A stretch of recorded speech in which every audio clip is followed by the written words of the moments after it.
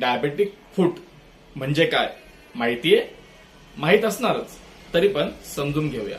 मी doctor Santosh Nagare, consultant मधुमेह तज्ञ, नाशिक. डायबेटिसच्या रुग्णांमध्ये पायाला भेगा पडणे म्हणजे क्रॅक्स पडणे, तळ पायाला हार्डनेस तयार होणे म्हणजे स्केलॉसिटी तयार होणे, तसेच स्वेटिंग होणे, ही सर्व डायबेटिक फूट होण्याची प्रारंभिक लक्षणं आहेत.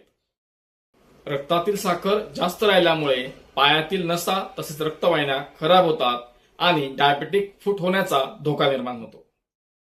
बऱ्याच वेळेस डायबेटिक फूट झालेल्या पेशंटना पायाला कुठल्याही प्रकारच्या वेदना असत नाहीत, त्यामुळे पेशंट बऱ्याच वेळेस दुर्लक्ष करतो. वेदना नाही म्हणजे प्रॉब्लेम नाही असं नाही. वरीलपैकी कुठलीही लक्षणं आढळल्यास दुर्लक्ष करू नका.